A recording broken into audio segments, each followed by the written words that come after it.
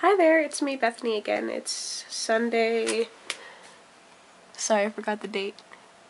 It is Sunday, September 16th. So, hi, I'm going to turn the camera on to make sure it's recording. And that it is. That was my dresser. Okay, so we just got back from church, and we were talking about the parable of the shrewd manager. It was really interesting. I learned a lot, because... Here, I'll just read it to you, because I don't really know how to explain it. It was in Luke 16, I think? Sorry.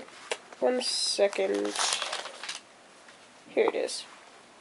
Okay, I'm going to read it to you, and then I'm going to tell you what I learned. It says, Jesus told his disciples there was a rich man whose manager was accused of wasting his possessions. So he called him in and asked him, "What is this I hear about you? Give an account of your management, because you cannot be manager any longer." The manager said to himself, "What shall I do now? My master is taking away my job. I'm not strong enough to dig, and I'm ashamed to beg. I know what I'll do so that when I lose my job here, people will welcome me into their houses." So he called in each one of his master's debtors, and asked the first, "How much do you owe your master?" 800 gallons of olive oil, he replied. The manager told him, "Take your bill, sit down quickly, and make it 400. Then he asked the second, "And how much do you owe?" 1,000 bushels of wheat, he replied. He told him, "Take your bill, and make it 800. The master commended the dishonest manager, because he had acted shrewdly. Okay, so that parable almost makes no sense when you think about it, because, so, the manager, he's like, okay, I'm going to get fired. I'm going to go ingratiate myself with my boss's clients. So what he does is he makes their bills smaller so that they'll like him more.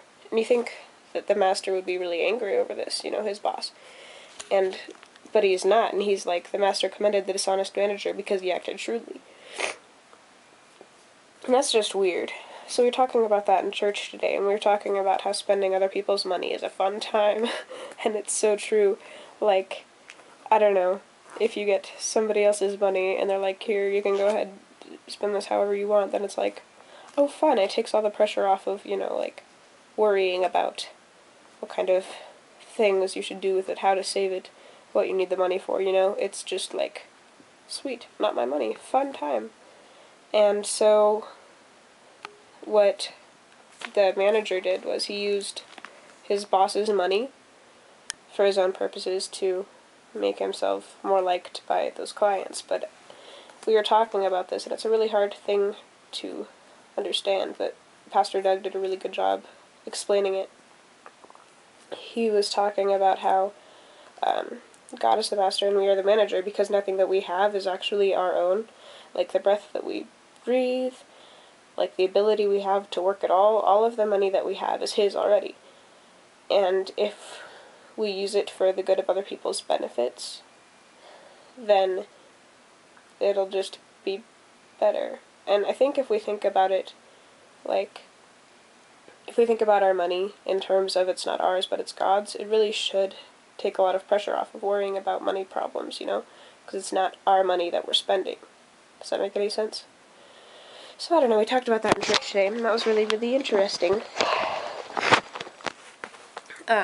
Today I have a lot of homework to do because I have to catch up. I have 1.5 math assignments to do, and, I have 2 full math assignments. Ew. And I have to write a paper for AP Lit, but it's okay because it's just has to be a 3-paragraph minimum, which isn't bad at all. So I'll get that done, and then I have to read between 2 and 4 chapters of Jane Eyre, which actually isn't that bad of a book. I thought it was going to be boring. I've been avoiding that book like the plague, because, it sounds so boring. I'm not sure if you've ever heard of Janet Oak, but they're like those historical fiction books about the girl, and she's like, oh, look at me, I live on a prairie, and you're like, no, I'm not going to finish this book. I thought it was going to be like that, but it's nothing like that. It's actually really interesting, and it's a relief. So, yeah, I think my favorite character so far is Helen Burns, because she's really cool, and I think that means something bad's going to happen to her, because it's a really sad book, apparently. And your favorite character always dies when it's a sad book. So I'm just sort of preparing myself for that ahead of time. Anyway, hope your days are going good, and I love you. Hold on, I'm trying to make a heart. I love you. Okay, and yeah, barriga llena, corazón contenta.